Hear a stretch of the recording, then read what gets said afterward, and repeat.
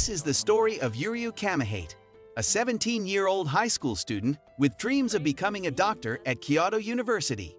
After losing his mother and growing up in an orphanage, he ends up at Amagami Shrine, where the elderly head priest, Chidori, has a small request: marry one of his 3 granddaughters. Yuryu, not exactly a fan of love or prayer, isn't thrilled about this. He's more interested in studying than in anything else, especially not in becoming a shrine husband. But when he moves in, things don't go as planned. The shrine isn't full of old scrolls and chanting. It's just 3 girls, Chidori's granddaughters. There's Yae, 20, who secretly likes him; Asahi, 14, who's sweet but a little knave; and Yuna, 17, who thinks Yuryu is a pervert. Things get awkward fast when Yuryu accidentally ends up in compromising situations with all 3 of them. Yes!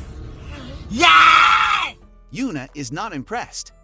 Things get worse when Yuna loses a hair tie that was her late mother's, and Yuryu and Yuna argue. She insists on praying for it, while he just wants to look for it.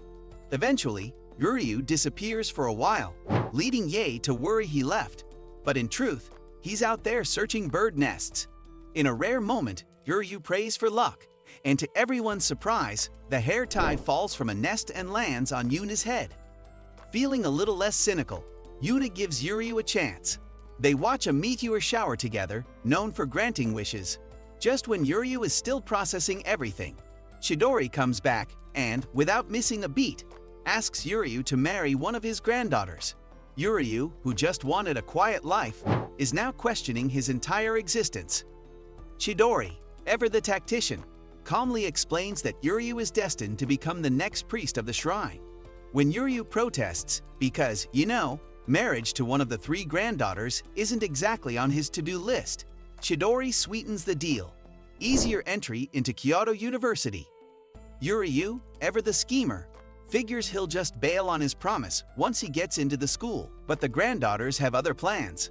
They're going to make his life so miserable, he'll leave without a degree.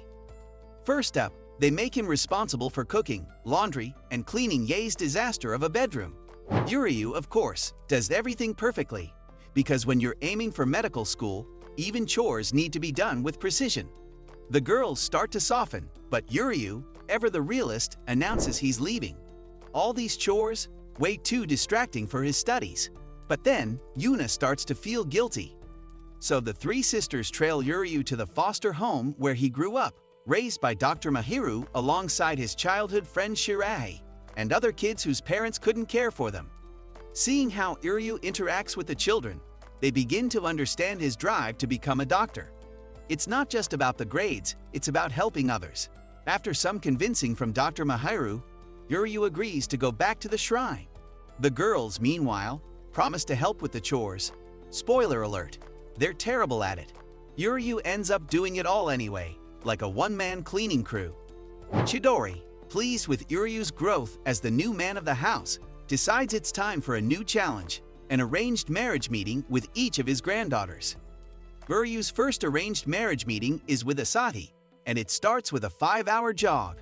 When her running shoes go missing, they end up searching the storeroom. Asahi teases him about what might happen if they get trapped, just as the door slams shut. Realizing Asahi's claustrophobic, Yuryu lets her cling to him while he breaks a window. She apologizes, flustered when he calls her cute. Next, Yuryu meets Yuna, who directly asks him to make her pregnant. Oh my god! Wow! Yae and Asahi explain Yuna feels it's her duty to marry Yuryu so her sisters don't have to.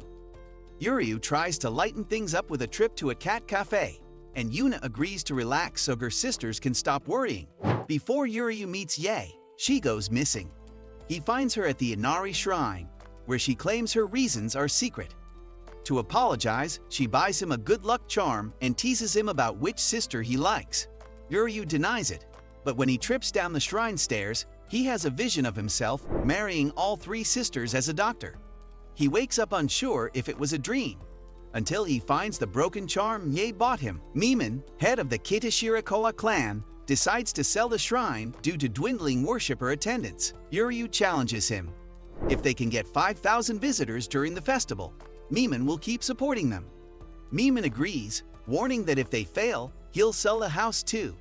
Uryu decides to use social media to attract visitors. Asahi suggests using the girl's beauty, which causes tension with Yuna. But eventually, Uryu's photo of the girl smiling goes viral.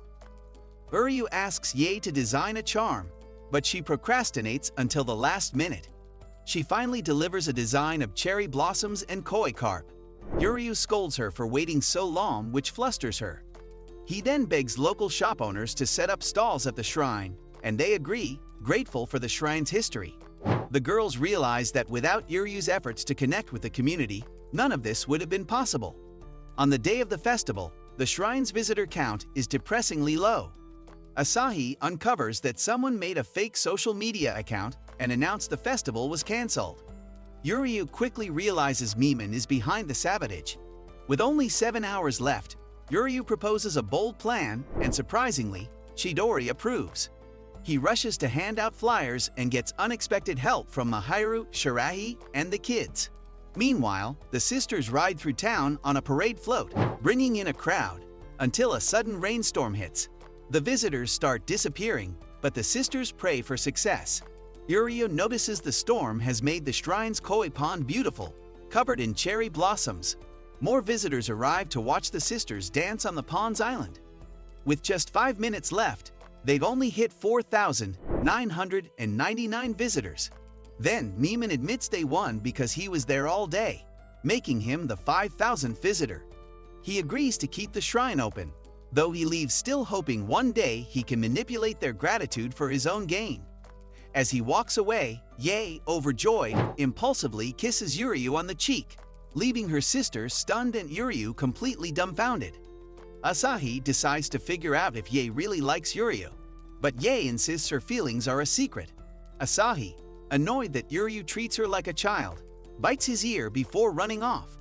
The kiss and bite leave Uryu confused, so he reminds himself to never fall for any of the girls.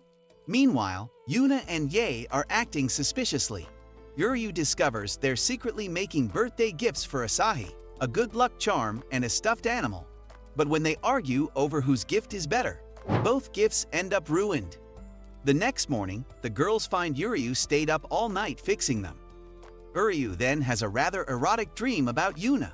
When Yuna lectures Ye and Asahi for getting too close to Uryu, they'd scold her for acting cold. Mahiru scolds Uryu for treating the sisters like helpless children and advises him to treat them as equals. He reluctantly agrees. Things get even more awkward when Yuna starts trying to show appreciation, rubbing Uryu's shoulders just like in his dream. He realizes he may have actually dreamed the future, which becomes clear when Yuna nearly kisses him. Thanks to his dream, he avoids it just in time. He makes it clear to Yuna that he doesn't return her feelings, which leaves her disappointed. However, she privately resolves to let go of her hopeless crush and try to move on. Uryu dreams about another shrine, but he's not buying into it. The next morning, Yuna announces they need to visit Tsukigami Shrine to ask Yomiko for advice. Uryu flat out refuses, determined to avoid any more weird futures. But of course, Chidori tricks him into going anyway. Tsukigami is known for the moonlit rainbow, which supposedly makes dreams come true. Yomiko tells them they're not cut out to run the shrine and asks if they want to keep it going or chase their other dreams. She adds a twist. If the girls want to keep it running, Uryu will need to marry one of them to make it happen. Uryu, focused on becoming a doctor, refuses. Meanwhile, Ye runs off and Asahi chases after her. Yuna has a meltdown, forcing Uryu to take care of her, even though it's not what he planned. Yuna admits she's only running the shrine out of obligation. Uryu gets suspicious when he catches Yomiko spying, and things get more complicated when Uryu accidentally gropes Yuna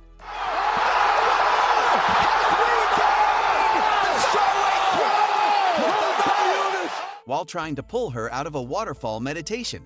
She snaps back to reality, and they end up arguing, but in the end, she laughs it off, feeling a little better. Asahi returns without Ye. Uryu follows his dream prediction and finds Yi by the river. She hints she might give up her future career to marry him. But as predicted, Uryu falls into the river and wakes up in the bath at Tsukigami Shrine. Yae reveals she struggles to make decisions because her mother always chose for her, making her prone to running away from tough situations. She's touched when Yuryu promises to always help her, but warns him not to make assumptions about the future.